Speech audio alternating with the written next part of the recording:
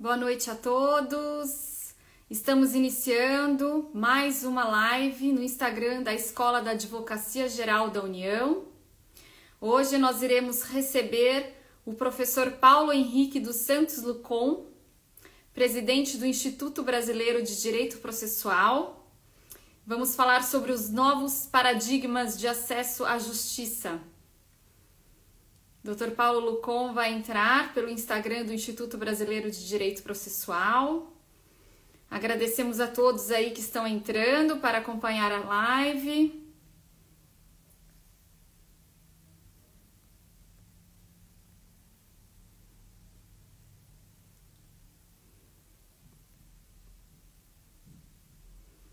Marco Aurélio Peixoto, Daniel Marques.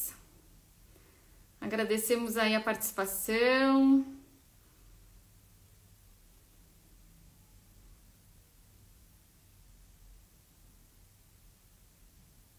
Vamos aguardar aqui o professor Paulo Lucon.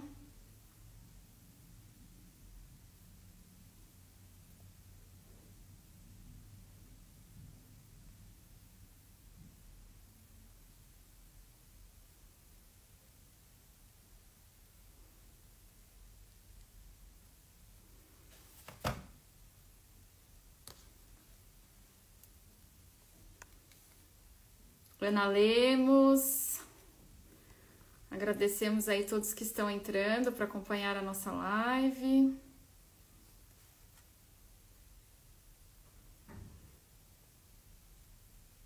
Pronto.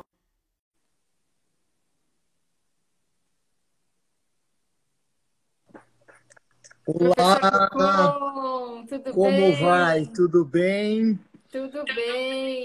Tá bem assim a imagem ou quer?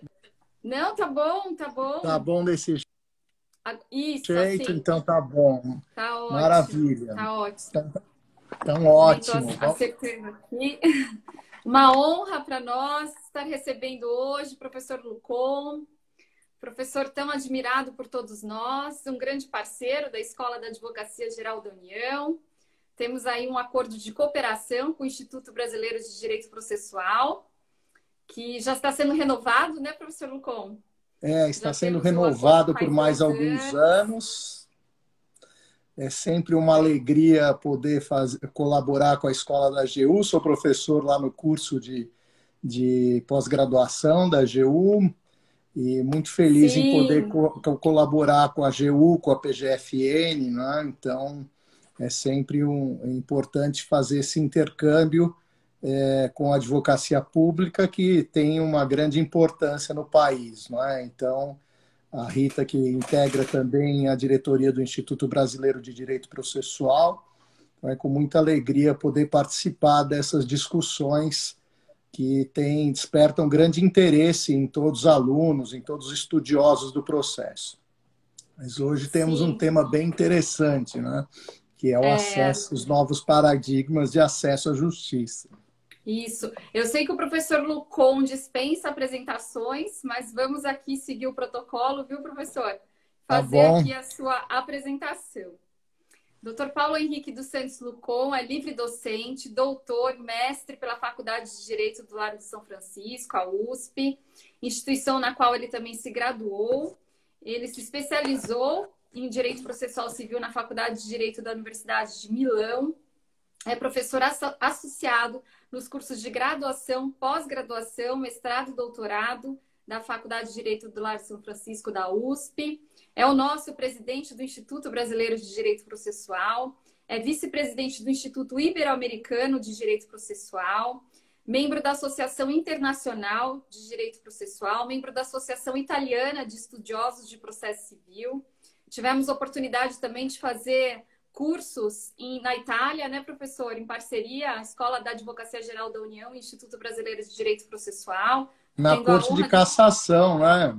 Isso, tendo a honra de coordenar com o professor Paulo Lucon, o Instituto Brasileiro de Direito Processual, que sempre traz aí muita qualificação para os eventos realizados pela escola. O professor Lucon também é presidente da Câmara de Mediação e Arbitragem Ítalo-Brasileira, a Camital. É conselheiro da Comissão de Ética da Presidência da República. é conselheiro do Instituto dos Advogados de São Paulo, IASP, instituição da qual também foi vice-presidente. Ele integrou a comissão especial da Câmara dos Deputados para a elaboração do Código de Processo Civil de 2015. Foi juiz eleitoral no Tribunal Regional Eleitoral de São Paulo de 2004 a 2011, tendo sido outorgado o colar de mérito eleitoral paulista pelo TRE de São Paulo. O professor Lucon é autor de diversos livros, inúmeros estudos publicados em revistas e livros especializados nacionais e estrangeiros, membro de conselho editorial de publicações na área jurídica. Eu vou destacar aqui 3 livros, porque realmente, se a gente for falar todos, a gente ocupa aí todo o espaço da live, mas eu gostaria de destacar esse livro, Relação entre Demandas. Nós vamos falar um pouco dele hoje, que é a tese de livre docência do professor Paulo Lucon. Eu gostaria de destacar 2 coletâneas importantes que o professor Lucon coordenou, Direito, Processo e Tecnologia, publicado pela editora RT, que é coordenado pelo professor Paulo Lucon, juntamente com o Eric Navarro e com o Francisco Mesquita Laux e o Giovanni Santos Rabayani. Esse livro, eu não estou com ele aqui, está na AGU. Esse negócio de online, fiquei com alguns livros lá. É esse aqui, olha. Ótimo. E Inteligência Artificial, Direito Processual, os impactos da virada tecnológica no direito processual. Esse aqui está aqui em casa, ó. Maravilhoso, com realmente artigos excelentes sobre esses novos temas do direito processual civil. Esse foi organizado em parceria também com o professor Eric Navarro e com o querido Jeremy Nunes, que também está realizando um baita congresso online sobre processo e tecnologia. E queria agradecer ao professor Lucon por ter aceitado o nosso convite. O professor Lucon, que hoje eu nem consegui falar com ele, porque ele saía de uma audiência e entrava em outra. Hoje o dia foi um pouco atribulado, a tecnologia nos favorece, mas também dá muito trabalho, né, Rita? Nós sabemos da sua agenda aí super concorrida, queremos agradecer imensamente por ter aceitado o nosso convite, por participar de tantos eventos aqui conosco. E nosso tema realmente é um tema super especial, é um tema que vem seguindo aí um ciclo de lives que nós estamos realizando, trazendo aí as novas tendências do processo civil brasileiro. Hoje nós vamos falar, então, sobre os novos paradigmas de acesso à justiça. Recebemos aí o pedido de alguns colegas para realizar uma live sobre esse tema, e ninguém melhor que o professor Lucon, um grande professor que sempre esteve à frente aí do processo civil contemporâneo, para falar sobre esses novos paradigmas. Então, eu começo, professor Lucon, comentando a respeito da célebre obra Acesso à Justiça, do Mauro Capelletti e do Brian Garth, que eles dividiram o acesso à justiça em 3 ondas principais. A primeira onda diz respeito à assistência judiciária aos pobres, relacionada ao obstáculo econômico do acesso à justiça, a assistência jurídica integral e gratuita aos que comprovam a insuficiência de recursos foi inserida na nossa Constituição Federal. A segunda onda refere-se à representação dos interesses difusos em juízo, os direitos transindividuais relacionados à vida, ao meio ambiente, ao consumidor, ao idoso, à criança, ao adolescente, enfim, à dignidade da pessoa humana, conhecida como acesso coletivo à justiça.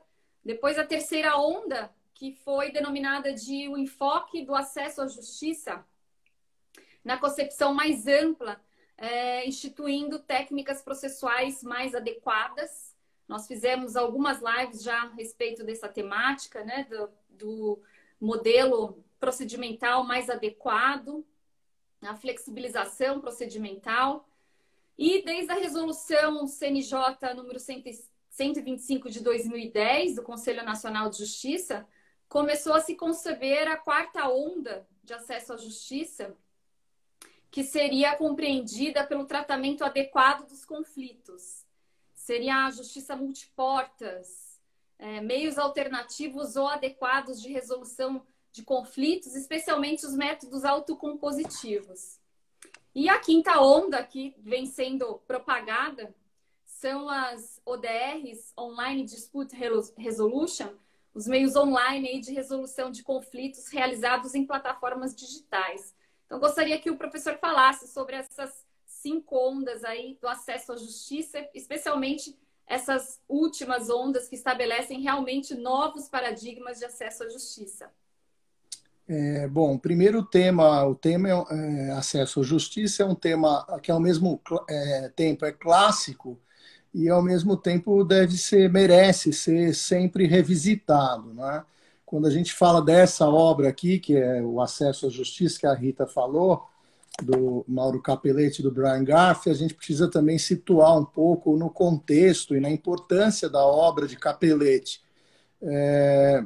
Capelletti foi professor da Universidade de Firenze, e lá o grande expoente da Universidade de Firenze, sem dúvida nenhuma, é Piero Calamandrei. Foi Piero Calamandrei que tem os seus livros todos reunidos nas obras jurídicas, nas Opere Giuridiche, que são 9 volumes, e esses livros, inclusive, aqui já dizendo para o grande público, graças a um trabalho da Universidade de Roma, esses livros estão disponibilizados hoje na internet, não é? Então, com acesso a todos, quer dizer, a gente pode ter acesso a todos os livros de Mauro Capelletti, de Piero Calamandrei.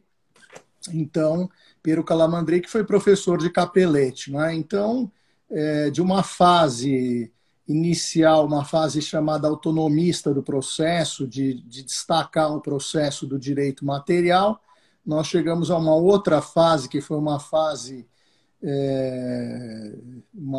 voltada para a definição dos conceitos, e a partir daí nós temos essa nova fase metodológica, que foi a do acesso à justiça, que é repensar quais são os escopos do processo, que começaram a ser estudados por Capelletti no final da década de 50, então ele jovem e manteve uma grande amizade com alguns professores aqui do Brasil, como, por exemplo, os saudosos professores José Carlos Barbosa Moreira e o professor também Carlos Alberto Alvaro de Oliveira, que também foi meu amigo, grande amigo, e um professor de primeira linha, de primeira grandeza, não é? Então, esta obra de Capelletti apontava os pontos de estrangulamento no acesso à justiça, porque a justiça, Rita, era algo muito hermético e fechado, também em outros países. Aqui no Brasil, isso se refletia muito, em especial, não é? Antes da Constituição Federal de 88. Eu me lembro, eu estudei antes da Constituição de 88 e me formei depois dela. E eu me lembro que o judiciário era algo muito fechado, muito difícil de ingressar, não é? Então, esse movimento de acesso à justiça começa a ingressar aqui no Brasil na década de 80, e aí é preciso lembrar do importante congresso que aconteceu lá na Faculdade de Direito da Universidade de São Paulo, que se chamou Participação em Processo, e que redundou na elaboração da Lei de Pequenas Causas, com a participação do professor Kazuo Watanabe, professor Dinamarca, professora Ada, né, e também com professores italianos. Eu me lembro do professor Vigoriti, de Firenze, que foi também aluno de Mauro Capelletti, participando desse congresso, onde se introduzia pela primeira vez, não é, um sistema de pequenas causas, o que não havia no Brasil, e essa mudança de paradigma foi muito importante. Essa foi a lei que foi, digamos, o germe daquilo que viria a ser os juizados especiais, cíveis e criminais, e aí estou falando de 1995, portanto, quase uma década depois, e depois, um pouquinho mais tarde, aí, nos juizados especiais federais, não é? Então, houve esse movimento importante de acesso, uma verdadeira explosão de direitos que aconteceu pós-Constituição de 88, com essas promessas que demoraram a ser efetivadas na Constituição Federal de 88, mas que representaram o primeiro passo para se pensar na assistência judiciária e nessa forma de tratamento. Hoje nós vivemos um paradoxo, que é realmente uma busca muito grande da população pelo judiciário, e isso acaba gerando um congestionamento, e existem já medidas de se pensar em como criar outros mecanismos e métodos para a solução das controvérsias. Não é? Então, quando Capelletti pensou em assistência judiciária, ele estava concebendo assistência judiciária integral, e aí o Estado intervindo.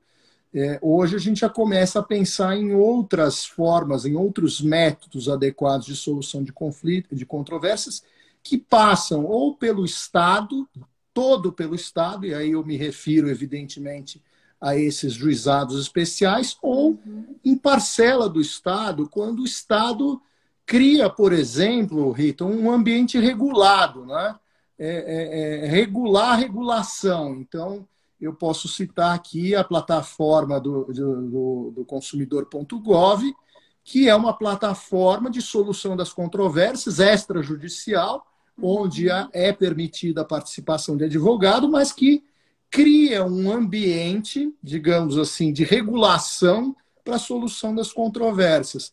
É aquilo que o professor Juliano Maranhão, que é professor de filosofia lá na Faculdade de Direito da Universidade de São Paulo e que ministrou a aula de pós-graduação comigo, foi a minha ideia aí de criar, na verdade, esse livro aqui, Direito, Processo e Tecnologia, Rita, por curiosidade, foi uma matéria que eu criei no pós-graduação com esse nome, a partir de uma provocação de dois alunos, do Giovanni Ravagnani e do Francisco Lô, de se criar uma matéria de tecnologia, mas eu gosto de me colocar em uma situação de desafio, mas, ao mesmo tempo, achei que era importante também o aprender, e era importante a gente colocar aquilo que é muito importante hoje no direito, que é a interdisciplinariedade. E aqui nós procuramos, ao conversar com o Juliano fala de autorregulação regulada, não é? Interessante essa expressão. Ele falou, bom, vamos montar essa matéria, então, com outro professor também de Direito Civil. Eu falei, bom, então eu acho que essa matéria tem que se chamar Direito, Processo e Tecnologia. Chamamos o professor Otávio Rodrigues, do Departamento de Direito Civil, e fizemos essa matéria. Tivemos a participação de vários professores, inclusive o ministro Vilas Boas Cueva, que faz a apresentação desse livro, esteve presente, tivemos outros professores presentes, e foi muito interessante, inclusive um professor de Salamanca, para falar sobre, imagine, os aspectos jurídicos do drone. Nós tivemos uma aula muito interessante, onde ele pôde mostrar profundidade num tema que aparentemente a gente acha que não tem repercussões jurídicas, e na Europa já há uma preocupação em torno, veja, da regulação da utilização do drone. Aí nós estamos falando de provas e tudo, de utilização para contratos, não é? Contratos até de transporte. Então, temos aqui uma verdadeira revolução tecnológica que não se pensava em ter no momento da concepção do livro Acesso à Justiça. Não é? Então, o primeiro aspecto que eu diria é que essa assistência judiciária integral constante do livro de Capelletti, de Garf, partir do pressuposto da intervenção estatal, e a partir daí nós já estamos caminhando para outros caminhos, e aí pelos métodos adequados de solução das controvérsias, por uma primeira vertente, então, regulada, então seria aquilo que, com essa feliz expressão de Juliano Maranhão, autorregulação regulada, e também plataformas online de resolução das controvérsias e plataformas em que nós temos uma autorregulação, ainda que tímida, mas já existe. Por exemplo, quando pensamos em empresas como Mercado Livre, como pensamos em Uber, né? Quer dizer, existe um sistema de regulação. Então, como tendência, eu acho que o Estado acabará por criando regras gerais de autorregulação, regulando a autorregulação, e a partir daí a gente ter várias portas, não é? E aí o sistema multiportas de resolução das controvérsias. Então, você que é da PGFN e é da AGU também, da escola, e está fazendo um trabalho incrível, quer dizer, a gente vai ter que chegar num determinado momento e pensar, puxa vida, como é que eu posso criar um ambiente saudável, salutar, que resolva as controvérsias nas quais a União esteja inserida. Então, vejo que aí você está pensando em perspectiva, e aí eu estou falando, evidentemente, de lege ferenda ou de lege regulação, não é? Porque isso daí não depende de uma lei complementar, como o Código de Processo Civil, mas depende, sim, de um sistema regulado, com observância de certas garantias mínimas de participação e de observância do contraditório e de paridade de armas, para que consiga-se, por exemplo, tirar uma série de conflitos, e esse movimento já se sentiu na AGU, com um movimento que já tem alguns anos, e que foi até objeto de debate naquele curso em Roma, né, Rita, em que foi destacada a importância dos métodos consensuais de solução de controvérsias. E aqui nós já começamos a partir para uma importante vertente, que seria já pensar assim, mais para frente num sistema virtuoso de resolução das controvérsias com o poder público, e não só com o poder público. Então, eu poderia pensar nisso também em regulação nas agências reguladoras, que têm as suas matérias bem específicas e que merecem, evidentemente, ter um método adequado de solução de controvérsia sem que isso chegue ao judiciário.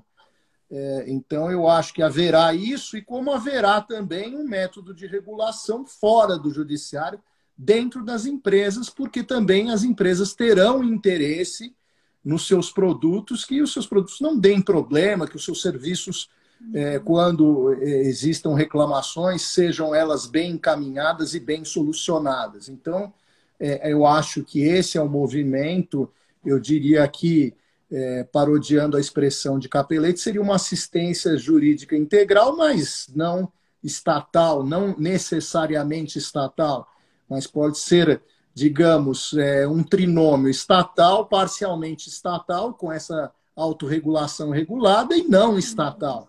Então, esse eu acho que seria muito interessante nesta vertente de se pensar nesta primeira onda dita por Capelletti. Mas vamos avançar nas outras, mas eu acho que isso daqui já dá um pano muito interessante. Depois eu posso falar da questão dos interesses difusos, que aí também eu vou mostrar, eu posso falar aqui do progresso em termos de tutela coletiva que o Código de Processo Civil fez. Eu vou trazer aqui algumas...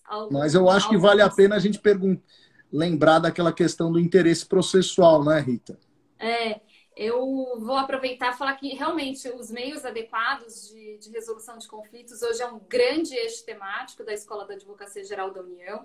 Vou até anunciar aqui para os nossos participantes da live que no mês de setembro, os dias 8, 15, 22 e 29, nós estaremos realizando um ciclo de palestras só com mulheres, em que nós vamos estudar os meios adequados de resolução de conflitos, negociação, mediação, conciliação e arbitragem com a administração pública. Teremos a participação da nossa coordenadora nacional da Câmara de Conciliação da Administração Pública Federal, teremos a participação da nossa coordenadora nacional das Centrais de Negociação, da AGU, teremos a participação da nossa coordenadora do Núcleo Especializado em Arbitragem, da AGU. Será um grande evento. E, professor Lucon, é tão boa a sua exposição que eu estava aqui até absorvendo tudo que o senhor estava falando. Eu fiz aqui uma pesquisa bem rápida no site do Conselho Nacional de Justiça para observar, né, como foi realmente crescente a judicialização no Brasil, e, especialmente após a promulgação da nossa Constituição Federal de 88. De acordo com o Banco Nacional de Dados do Poder Judiciário, que consta lá no site do CNJ, enquanto em 1990 o Judiciário recebia 3,6 milhões de processos, na década do ano 2000 esse volume ultrapassou o patamar de 20 milhões de ações. E de acordo com o relatório Justiça em Números do CNJ publicado em 2019, o estoque de processos pendentes no final do ano de 2018, em todos os órgãos do Poder Judiciário, foi de mais de 78 milhões de ações judiciais. Então, realmente, a judicialização no Brasil é algo exponencial, né? E, em contrapartida, está crescendo, né, o volume também de medidas, de soluções consensuais, né? Em 2018, 4,4 milhões de sentenças, houve, né, 4,4 milhões de sentenças homologatórias de acordos proferidas pela Justiça. Então, está aumentando o número também de soluções consensuais, tanto na fase pré-processual, como na fase processual.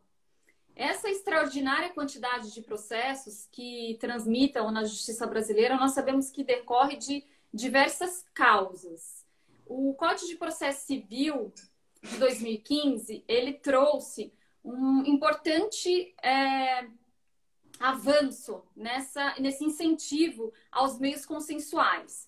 O próprio 334 trouxe lá a consagração da tentativa de conciliação prévia, prevendo a designação da audiência de conciliação ou mediação entre as partes litigantes, que houve tanta discussão aí na doutrina a respeito se nós temos capacidade, né, de executar essa norma do Código de Processo Civil, se realmente temos condições de ter no Brasil essa obrigatoriedade da tentativa de conciliação.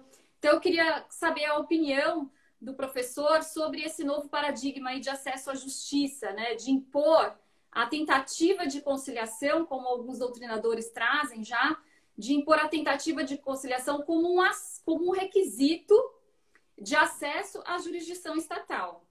Ou o senhor acha que deve ser uma mera faculdade em qualquer tempo, em qualquer fase, grau do processo, a possibilidade de mediação e conciliação? Rita, de legislata, né, com o sistema que nós temos, isso ainda não existe. Né? Teria que haver uma modificação legislativa para impor a tentativa de solução extrajudicial como um requisito de admissibilidade da ação ou como uma condição da ação ligada ao interesse processual, mais precisamente à necessidade, não é? Para utilizar a linguagem de Henrico Túlio Liebmann. Então, eu acho que no atual panorama não há essa imposição. Como tendência, eu diria que é provável que isso venha a ocorrer no Brasil, dada esse tremendo interesse das novas gerações nos métodos adequados de solução de controvérsias e de uma vontade política, eu diria, dos órgãos estatais de incentivar os métodos adequados de solução das controvérsias. O CNJ lançará em breve, já está aí, eu participei dessa primeira fase de elaboração de um curso para mediadores judiciais, então um convênio aí do CNJ com a OAB, será um curso online, então a gente vê muito interesse sobre isso, inclusive eu aqui quero elogiar essa nova geração, principalmente formada pelas mulheres, no interesse dos métodos adequados de solução das controvérsias, com inúmeras professoras que vêm se destacando nesse interesse, nessa matéria. Poderia citar aqui a juíza Valéria Lagrasta, Daniela Gabay, você mesma, né? Então, há um interesse muito grande, fico muito feliz e na gestão do IBDP fiz questão aí de incentivar as mulheres no processo, os processualistas, para criar um espaço importante para as mulheres também participarem ativamente em igualdade de condições em relação aos homens. Então, eu acho que é muito importante. Eu acho que hoje, voltando ao tema da condição de admissibilidade, acho que não é possível. Na Itália, em alguns litígios, isso existe, Rita, então tem que se tentar a via extrajudicial. Eu acho que caminhamos para isso e eu acredito muito, dada a experiência brasileira, esse tremendo laboratório que é o Brasil, nós teremos condições de desenvolver, eu acredito, num espaço de tempo curto, essas janelas que eu disse aí de tentativa de desenvolvimento dos métodos adequados de resolução das controvérsias. E pode ser pré-processual, com fomento, aí, com incentivo do próprio Estado, e aí a gente vê aí os Sejusques aí tentando e evoluindo bastante na conciliação, incentivando a intervenção de advogados que nós temos uma mão de obra maravilhosa no Brasil aqui, que são os advogados que poderão atuar nessa nova frente, que é a mediação e a conciliação. Então, aí eu estou falando de uma conciliação, de uma mediação pré-judicial e pré-processo estatal. Acho também que pode acontecer da intervenção do advogado nessas plataformas de resolução das controvérsias, inclusive o Luciano Tim, que foi o desbravador ao criar essa consumidor.gov, estabeleceu um convênio com a OAB, não impondo a obrigatoriedade da presença do advogado, mas, evidentemente, colocando o advogado como um sujeito importante aí também na consecução e na realização da justiça, e também na criação dessas plataformas online, e também na forma de como se criar um procedimento adequado para a resolução dessas controvérsias extrajudiciais. Então, há nessa linha de frente uma tendência que eu diria aí, digamos assim, eu citei essa nova vertente do acesso à justiça, da assistência judiciária, como uma quarta onda renovatória, e eu diria que uma quinta seria, sem dúvida nenhuma, esse forte caminho para a desjudicialização. Quando eu falo desjudicialização, eu não estou falando só de conciliação e mediação, mas também da fase executiva, de outras fases do processo que normalmente estamos acostumados com a intervenção estatal. Então, nós caminharemos aí para uma desjudicialização.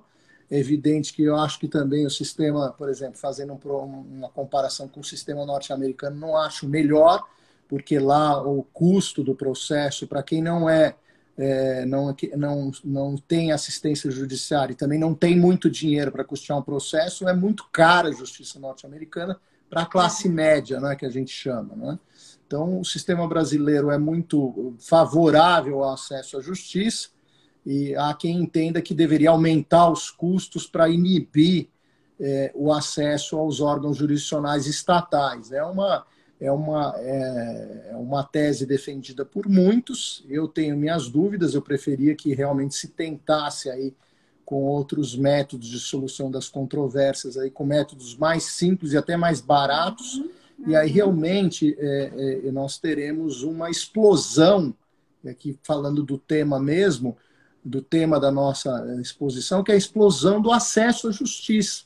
E aí entra a tecnologia também, com a possibilidade de elaboração de petições, né? Então, colocando plataformas à disposição, plataformas que procurem resolver os conflitos. E é uma questão muito polêmica, que são essas questões atinentes às chamadas law-techs, né? Como é que a gente vai lidar com essa realidade, que é uma realidade que existe e que nós teremos que levar em consideração, seja nos processos em curso, e aí para que se criar uma tecnologia para se fazer frente com critérios matemáticos, critérios lógicos, para fazer frente a esses programas de inteligência artificial que já existem nos tribunais superiores e começam a se desenvolver em outros tribunais da federação, e essa questão também da inteligência artificial também nos métodos alternativos de solução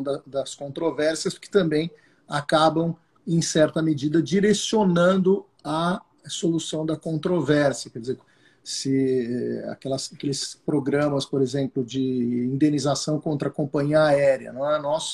A gente consegue ser campeão do mundo até nisso. Não é? Se criaram esses sistemas e o Brasil, por exemplo, nós tivemos mais processos contra a American Airlines aqui no Brasil do que nos Estados Unidos.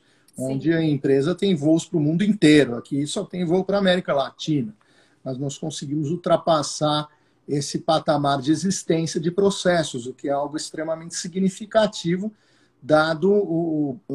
e as causas são diversas, desde o baixo custo para se ajuizar uma demanda, até a facilidade e até a criatividade que tem o brasileiro de criar esses sistemas de verificação da própria condição para se litigar. Então, imagine o seguinte, por exemplo, questões, vamos fazer um exercício aqui mental de se pensar, por exemplo, em ações contra o poder público de pequena monta. Então, aí nós entramos num problema aqui que passa pelo acesso à justiça da tutela coletiva. Nós sabemos que não existe a tutela coletiva em matéria tributária, que tem que se ajuizar, cada um tem que ajuizar a sua ação. Quer dizer, é um tratamento individual homogêneo do conflito. Há uma homogeneidade jurídica. Quando nós pensamos em IPTU, quando nós pensamos em alguns tributos, né, a gente está pensando que existe uma homogeneidade fática e jurídica e que esses conflitos não são tutelados pela via da ação coletiva.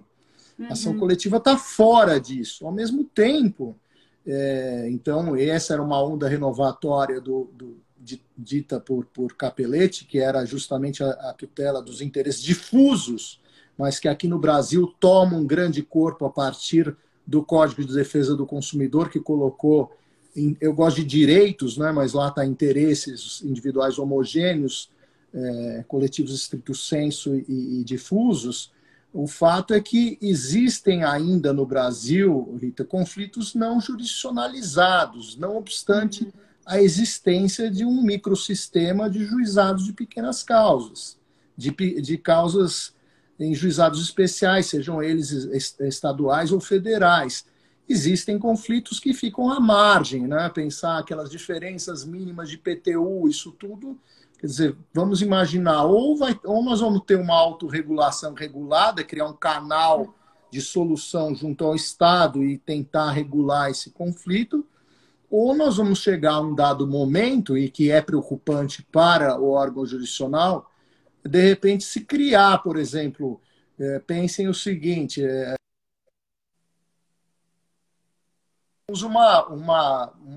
formulários de petição inicial vendidos nas bancas de jornal. Eu me lembro dessa época. Eu sou do tempo também de ter formulários. Havia um autor em Minas Gerais, cujo filho foi até do TST, que era o Levenhagen, né? Para quem se lembra, para quem estiver nos ouvindo e for mais velho, vai se lembrar que tinha uns formulários de petição inicial. Não é?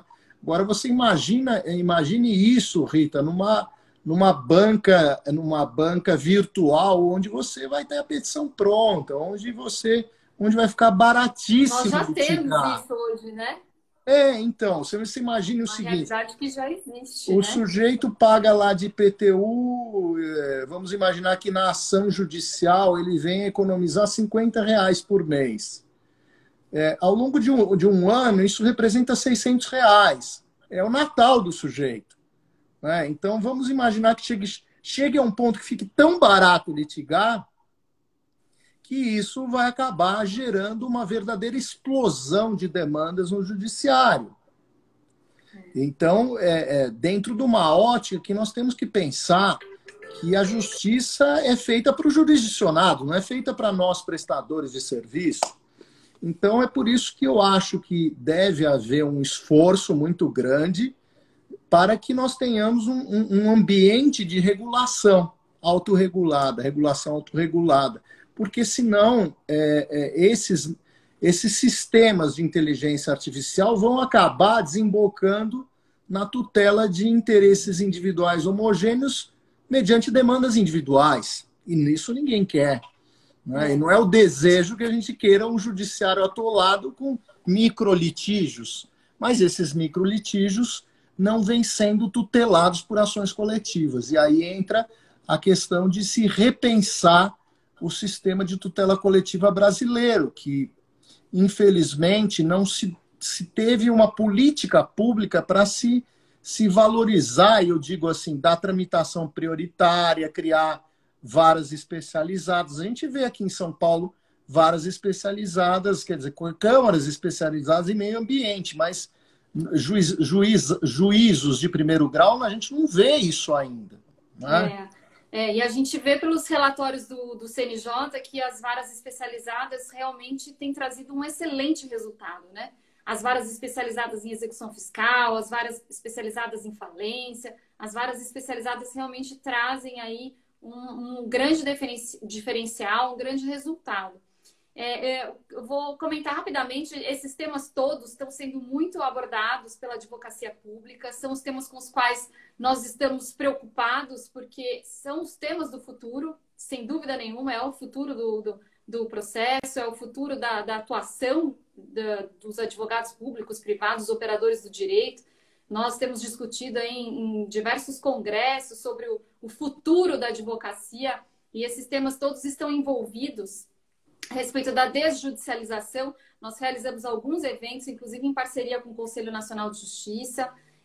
Esse ano nós estamos publicando uma obra coletiva coordenada junto com o professor Kazuo Atanabe, com o conselheiro Henrique Ávila, do CNJ, e com a professora Trícia Navarro, que também é membro lá do Comitê de Meios Adequados de Resolução de Conflitos do CNJ, estudando todas as iniciativas que nós temos no âmbito da advocacia pública a respeito da desjudicialização e dos meios adequados de resolução de conflitos, já falando até também desses meios, dessas novas ferramentas tecnológicas.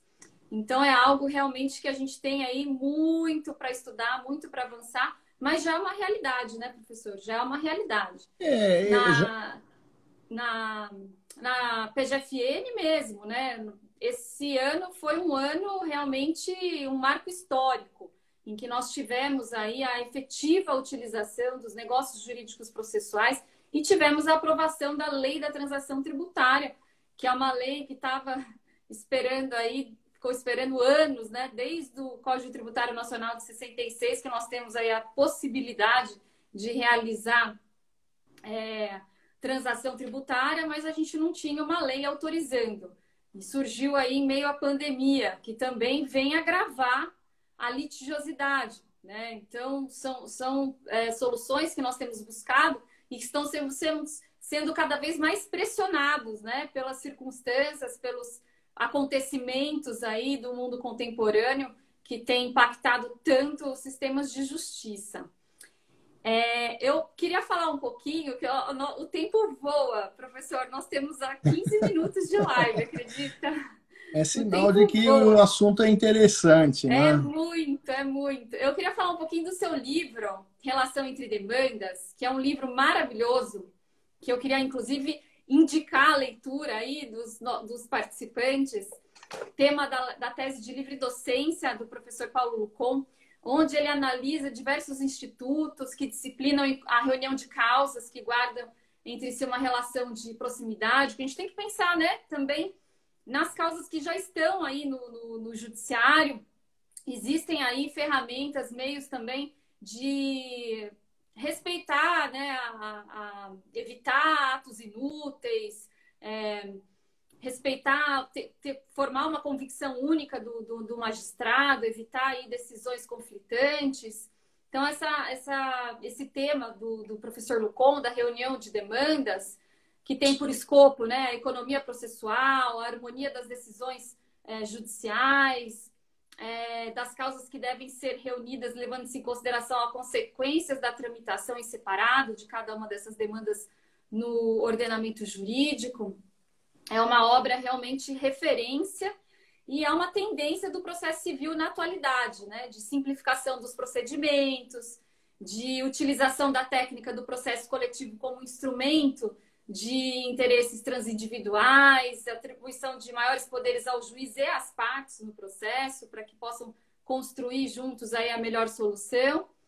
E o Código de Processo Civil trouxe, como o professor Lucon fala no seu livro, métodos de tratamento molecular dos processos, como, por exemplo, o incidente de resolução de demandas repetitivas e um aprimoramento aí dos recursos extraordinários especiais repetitivos para racionalizar a técnica de julgamento, impondo aí celeridade, maior segurança jurídica, evitar provimentos conflitantes, que são aí os fios condutores desse tema central do livro do professor Paulo Lucon, que é a relação entre as demandas. No seu livro, professor, o senhor faz uma análise macroscópica, então, desse fenômeno que se realiza na tutela dos direitos transindividuais. O senhor fala, né, das defesas dos direitos transindividuais, que é regido por diversos diplomas legislativos, as regras do processo civil individual e do processo coletivo que devem dialogar. O senhor fala da teoria do diálogo das pontes, que autoriza a aplicação concomitante, coordenada e coerente da pluralidade de fontes legislativas, com o escopo de proporcionar real proteção dos direitos coletivos. E o senhor afirma, então, que tudo isso faz parte de um microsistema de tratamento molecular dos conflitos. Então, eu gostaria de pedir para o senhor falar um pouquinho sobre esse ponto de grande relevância para a ciência processual, que é a relação entre demandas coletivas, bem como a relação existente entre as demandas individuais e coletivas, com especial realce no interesse público. E queria que o senhor comentasse sobre esse tema para nós. Não, é sempre bom falar sobre esse tema, que é o tema da minha tese de livre docência. Até preciso te mandar a segunda edição, que está aqui, que saiu. Eu vi que você tem a primeira aí, mas eu preciso te mandar a segunda. Mas o que eu acho é que, Rita, a gente começa a pensar, não é? Antes, quando a gente pensava em relação entre demandas, a gente pensava naqueles conceitos tradicionais de conexão, de continência, não é? De litispendência. Pensava assim naqueles elementos concretos, aquilo que a gente verificava que era realmente a causa de pedir remota, não é? Que são os fatos. E a partir de um dado momento, o código faz uma opção importante de dar um tratamento uniforme, não aquelas situações em que eu verifique que os elementos concretos sejam parcialmente semelhantes. Então, quando a gente pensa em conexão na visão tradicional, eu vou pensar, bom, eu estou discutindo aqui o acidente de automóvel, lá na outra demanda também. Eu estou discutindo aqui uma deliberação assemblear, discuto uma cláusula, na outra demanda também, portanto, tem que reunir. Não é? Quando começamos a pensar, então, nessa visão de relação entre demandas, você começa a pensar que não é só esses elementos concretos que são relevantes para a reunião, e reunião não física dos processos em curso, mas uma reunião com a finalidade de se evitar julgamentos contraditórios e conflitantes. E aí entram os elementos abstratos, que são fundamentação jurídica, que não tem fundamentação jurídica, pedido, quer dizer, que não tem a ver com aquela visão tradicional, clássica, de conexão em continência. Veja só que interessante. Então, a gente começa a ver que, por exemplo, quando o STJ pega um determinado recurso e fala, bom, esse tema aqui é relevante, eu vou mandar sobrestar todos os outros processos que digam respeito a esse tema, você não tem elementos concretos, não necessariamente, pode até ter, não necessariamente elementos concretos para se viabilizar, dizer, olha, tem uma conexão. Não, por que ele faz isso? Porque, primeiro, o STJ é responsável pela uniformização da interpretação do direito infraconstitucional. Esse é o primeiro aspecto. Sim. Mas o segundo aspecto é que eles também não querem que os tribunais decidam cada um à sua maneira. Ou seja, que não tenhamos decisões contraditórias e conflitantes. Então, vejo que aqui eu já começo a ter uma outra visão da conexão. Uma conexão instrumental voltada para uma homogeneidade jurídica, que não está ligada necessariamente aos elementos concretos da demanda. Então, isso eu posso pegar em vários institutos do novo Código. Eu citei aqui o recurso especial repetitivo, você citou o incidente de resolução de demandas repetitivas. Mas nós poderíamos falar de outros fios condutores que passam no Código por exemplo, com a improcedência liminar fundada em julgamento em controle concentrado de constitucionalidade. Por exemplo, a tutela provisória concedida com base em pronunciamento feito em processo repetitivo. A não concessão do reexame obrigatório porque a decisão foi fundada em precedente obrigatório. A assunção de competência quando faz um exame prévio e preventivo, mas já detectando a possibilidade de existirem vários processos relativos ao mesmo contexto jurídico. Então, a gente começa a pensar que o Código de Processo Civil Rita, um grande e imenso laboratório de interesses individuais homogêneos. Se você pensar, fizer uma análise fria do CPC, você vai ver que, no fim do dia, nós estamos falando de direitos e interesses individuais homogêneos. Uhum.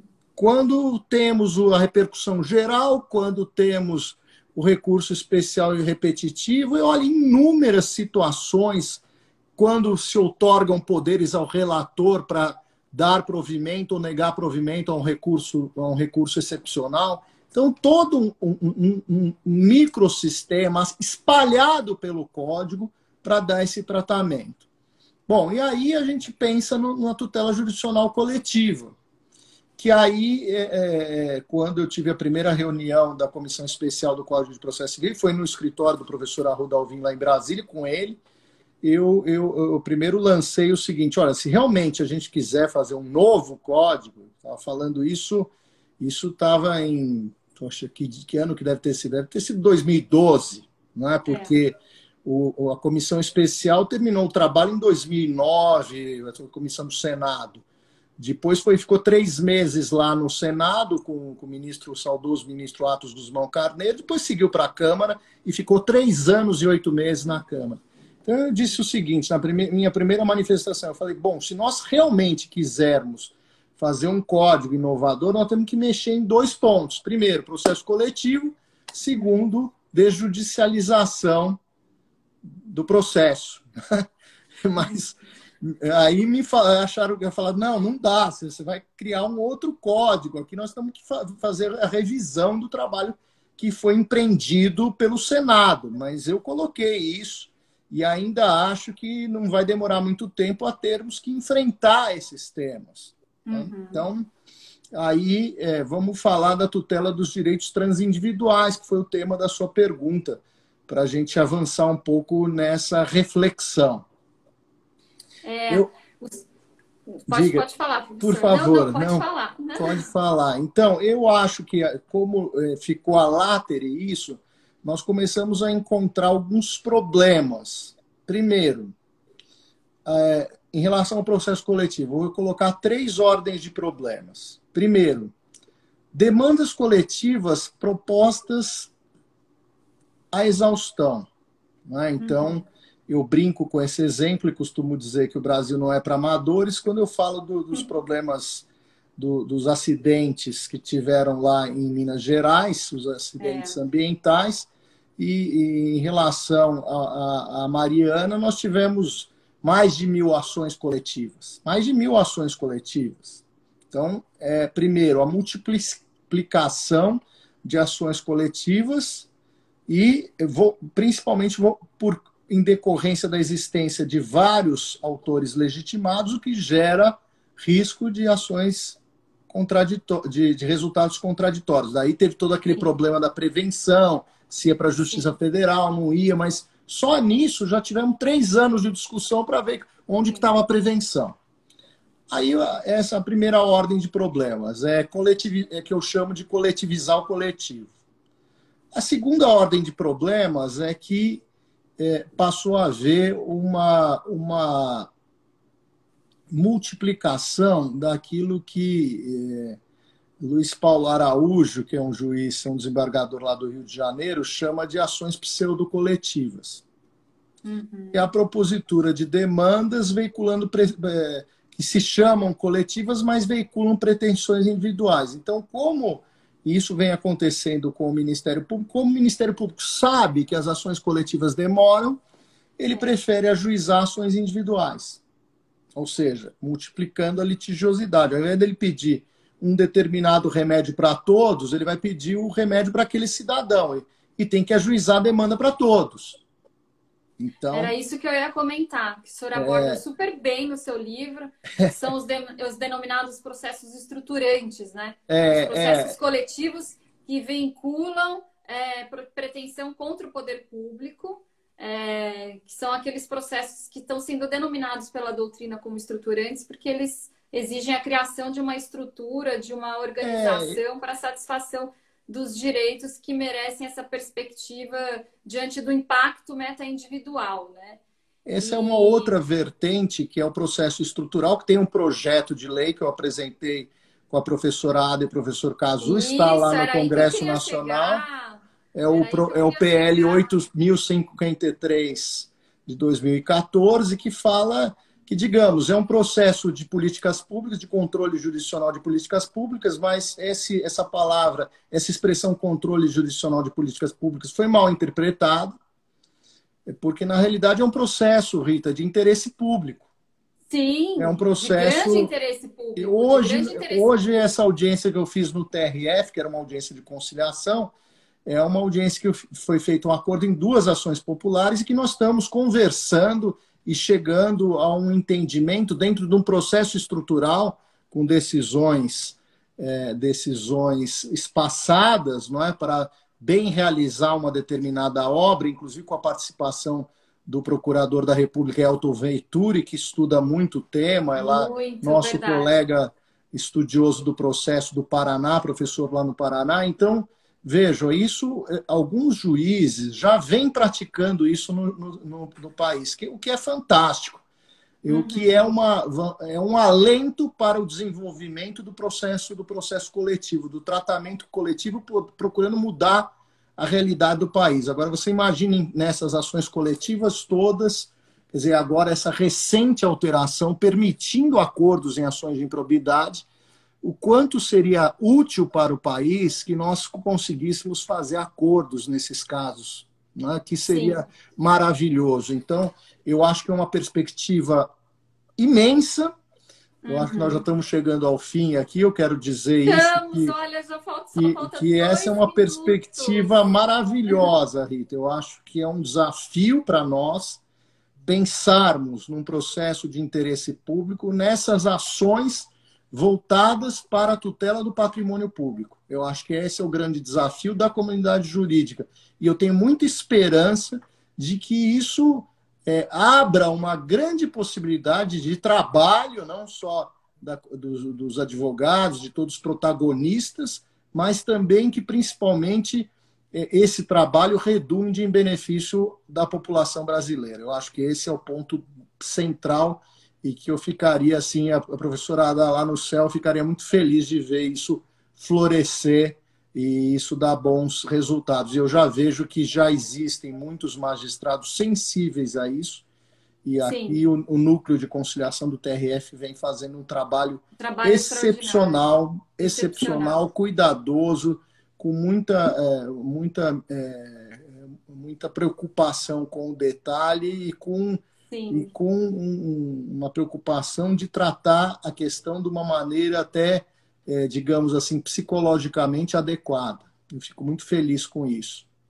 Mas gostei muito de conversar com você. Muito obrigado. Nossa, que alegria, quanto conhecimento que o senhor nos traz, que visão ampla que o senhor tem do direito, do processo, que assim, realmente amplia os nossos horizontes, trazem tantos temas dos quais a gente ainda precisa se aprofundar. Eu queria mesmo que super rapidamente, desse projeto de lei fantástico, que eu sei que foi fruto de muito estudo do senhor com a professora Ada, o 8.058 de 2014, que traz aí tantas novidades interessantes para a gente continuar estudando e, quem sabe, avançar nesse sentido da reunião dos processos estruturantes, das hipóteses de ações que objetivam a tutela de direitos subjetivos individuais, que corrijam soluções que possam interferir aí nas políticas públicas, também sobre as hipóteses que autorizam a conversão da ação individual em ação coletiva. Então, assim, são tantos temas, né, professor, que a gente precisa aí de várias lives para continuar falando sobre o assunto.